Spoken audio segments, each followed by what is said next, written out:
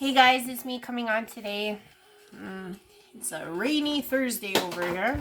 The reason why I'm coming on, it's like, I do my work. I'm a medium slash legal assistant slash making a website. I got a whole bunch of slashes going on in my life, but I do sit around a lot at my desk, I guess, if we want to call it that. And I think I have a message for today. Basically, it was shown to me this morning, and I think it's something that I want to reach out to you guys with. So, most mornings after I drop off my son, I go and grab a coffee at the local coffee shop. And I've been doing that for months. So, today I went to grab a coffee, and there was a homeless lady standing behind me. And I got to talking to her while we were waiting in line. And she had told me, like, oh, I'm a 66-year-old woman. I'm now homeless. And I had said to her, okay, I'm like, that's cool. I'm like, do you want me to grab your coffee or croissant, whatever you want?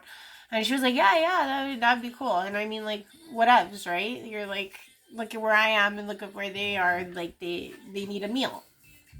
And I really started thinking about, like, what would it be like to be in that part of your life or that season of your life and have to start all over again, or maybe not have the family to support you. And a heaviness came over my heart because I was like, that is a very scary place to be. I hope I run into her more often and I'll get to talk to her more. But I think when I see elderly people that are homeless, it really hurts my heart because I think about my mom, I think about my aunts, I think about everyone who's in that age bracket, and I'm like, wow, like that's hard. That's hard. And it got me thinking about humbleness because I would say a lot of the people in the line behind her were looking at me strange, like as if, like, why are you communicating with this woman? Like, oh, buy her stuff, but like, you could feel it, you could sense it, you know what I mean? And I was sitting there in my mind and I was like, geez, I'm like, I wonder why people get so freaked out by the downtrodden, if you want. I don't see them that way, but I'm saying a lot of people always, like, turn their proverbial nose up at these people. And I really started thinking about it. And it's not to say that I haven't had a couple instances in the last weeks that made me see other parallels with humbleness that I think we all need to, as people or as those professing out, need to take a look at, because ego is what controls all of this. So if you are someone who is trying to eliminate ego, being humble, truly humble, is a craft of understanding that takes a lifetime to. And I don't want to even say master, because it's like you either are or you're not, truly. And if you're not, I think you can grow to be. So I guess I was just afforded a lot of these instances in my life that made me see things. But one instance I wanted to bring up, if you are struggling with humbleness and you're like, oh, I wish I was more like that. I wish I didn't get freaked out by homeless people or crackheads or whatever on the street, or I wish I was somebody that had more of an open space and open heart for that. I hope this video shows you some kernels of truth or some type of message that, like, will help you out. So the first time, like I said, mom and dad showed me instances within my life that made me realize and humbled me, that I was like, oh, if I guess I could share this with you, then maybe it may help you. But when I was 16, I went to Cuba. And for anyone who's never been to Cuba, I don't know what parts of the world you guys are from. Cuba is a very impoverished place. I wouldn't call it third world, but I mean, just the regime they had there, where like they couldn't get normal things that I don't like using the word normal, but they couldn't get the average things that everyone else was afforded in, let's say, the Western world. Okay. So I was sitting in a courtyard, I was eating my food, and this lovely little boy came up beside me, couldn't have been older than 12. And he was like, oh, he's like, I'm with my little brother, and he had a little boy with him, and he's like, oh, he was like, do you think you could spare some money to get us some milk? And I was like, yeah. But instead of me just giving him the money and shrugging him off, I was like, okay. I packed up my food. I was not much older than him, and I must clarify that I was 16 years old in my first trip to Cuba, okay? So I was packing up my food, and I was like, okay, I'm going to go to the store with this kid, buy the milk. I bought him a bunch of other stuff. And he couldn't carry all of it, so I said, okay, let's go to your house, we'll drop it off, and then you can continue doing your pedaling or whatever you need to do. So this little boy proceeded to take me down the street, and he brought me into his family's apartment. And there was like, kind of a dusty floor. A lot of the beds were on the ground, and the little boy had like one of those old like 1970, 60 styles TVs, like you wouldn't even see. And that's the cool thing about Cuba too. They have a lot of old stuff. But I started realizing, I was like, wow, I took a look at this little boy in that moment, and I realized that he not only possessed more of a strength, a resilience, just a sheer beauty about him, because he was still happy. He was still happy-go-lucky. He had all the world like kind of on his shoulders at such a young age, and yet he was out there, pedaling so that he could feed his family, so he could get milk for his brothers, so he could take care of his mother and father in a sense, because he said that his mom wasn't doing well, and I gave him some more money so he could get medicine for her, and it was just like such a humbling moment, because I was like, I'm not that much older than you. And I couldn't even imagine having to do all this and have a smile on my face and still do it with the resilience and the fortitude of knowing that people look down on me, or, you know what I'm saying? Like, this little boy taught me a lot about humbleness. I wasn't better than him. In that instance, he was better than me. And that's the thing about humbleness that people don't realize. And I finally got the answer to my question today when I stopped to think back about that. I was like, the reason why we get freaked out or we get irked when we're around homeless people or drug addicted or whatever the case may be, okay, is really truly something that says a lot about our self-worth. Maybe some people in that line were irked that I was buying this woman a coffee. Maybe they're like, well, I do a lot in my life, and this woman over here, gets a coffee and a croissant, and she doesn't raise a finger, and she's living off of my taxes. Like, you hear these people in their rhetoric when they see homeless. Oh, they're just bumming for this. That could all be true. And then the next person could just be like, oh, like, maybe that's a good thing that she's doing.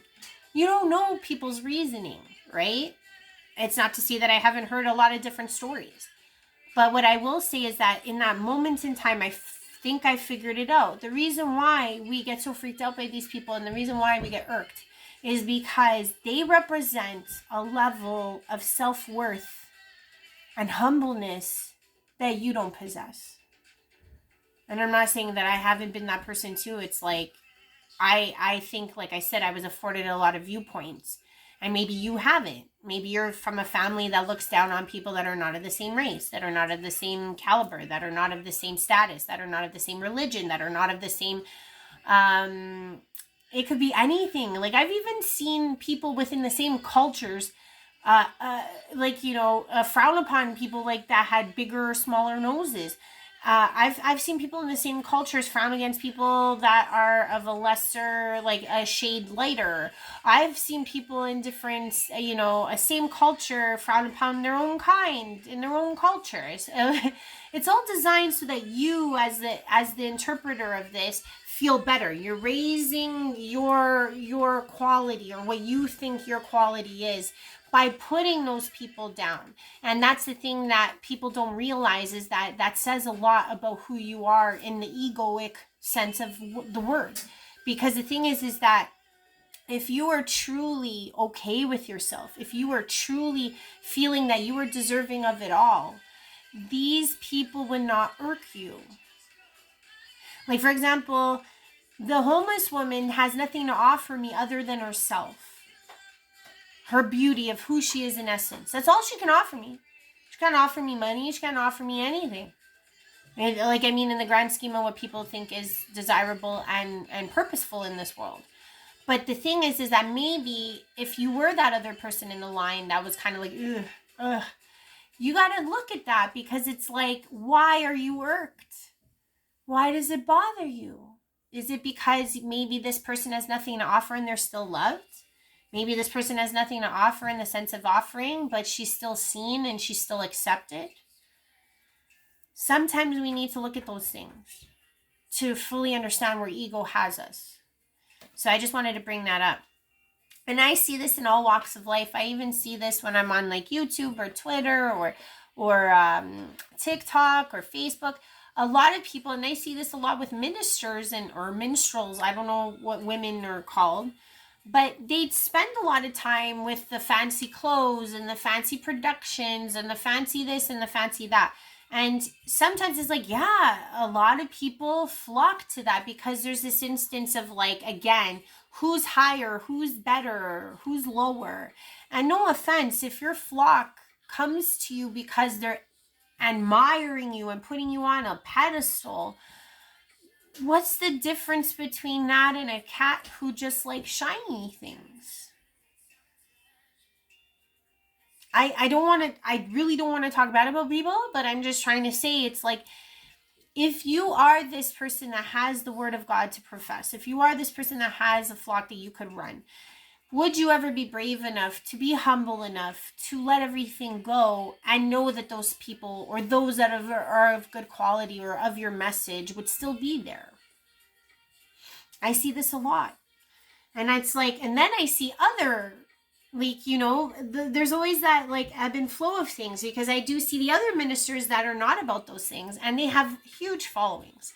So the thing is like I love this guy. Like, if you even see Matthias, like he's a very interesting spiritual individual. He's on Gaia. That guy just kicks it on his couch in a t-shirt and he professes to the world and he enlightens. Okay. There's another Irish guy that I really love, and he has a ministry of like 120,000, something like that. Probably way more. He's just a minister who goes down. He's from Ireland, and I guess, because Catholicism is huge, and like there's a lot of ministers that go down to Africa. But this guy, it's like he goes down there, he sets up schools. He's a very intriguing person. He doesn't claim to have anything. He just has his family and his life, and he's just very meek and humble, and he caters to those in his world and showcases the brilliance of God without anything backing it in terms of the egoic sense of like glitz, glam, money, cars, status. And I do challenge those that are in the world, and it could be like just the simple woman going to the luncheon that feels like she's got to buy a Birkin to go sit with another bunch of women that wouldn't even look at her if she didn't have that Birkin. Or it could even be like the other ministers that, if you took all those fancy lights off of you, if you took that special camera away from you, if you took that jazzy suit you're wearing away from you, would you still have as many people or so many asses in the seats? And I know that that's a fearful place to be, or a fearful place to go, but that really does elevate you away from ego. It doesn't matter what walk of life you are. Because again, what's happening is that if you should let those things fall away, you will see the people that truly shine and that truly love you for who you are. And that goes back to the homeless person and the people in the line. They were threatened by her because she was loved. And if you're somebody that's in your life that you're feeling you need these things to be loved, you need to humble yourself, because that's what humbleness is. It's to know that you're great without those things. To know that you are without those things. And I'll leave off with one last person that's always been inspiring, and I don't know what part of the world you're in. I mean, I'm here in the Western world in Canada, but Keanu Reeves, for example, the guy who's in the Matrix, guy made millions upon millions of dollars. That guy genuinely takes the freaking subway. I can't stand the subway, but that man takes the subway to go places in New York. Okay?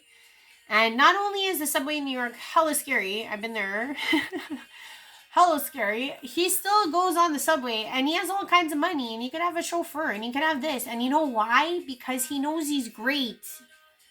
And he doesn't need all those things. He just will do what normal people do because maybe he's a realist and knows that it's the fastest way to get anywhere in New York. But he doesn't have to sit in his SUV with the chauffeur to show people he's Keanu Reeves. He's still freaking Keanu Reeves. Matthias is still Matthias. You know what I'm saying? And you are still you with a humble heart. So if this is something you've been struggling with, take those little steps. If you're that minister that's out on that stage, maybe sit down on that stage for once in your life. If you're that woman who is too scared to show up to that luncheon without her Birkin, Show up to the luncheon with just the bag you wanted to use. Challenge it. See how humble your heart is. And see who really loves you for you. And you'll start to see that the world changes around you too. That's all I gotta say. I love you lots. If you like what I'm saying, please like, please share, please subscribe. But I love you all. Try to find the humbleness in your heart. It's a challenge. It's hard. It's not for the it's not for the fair of heart.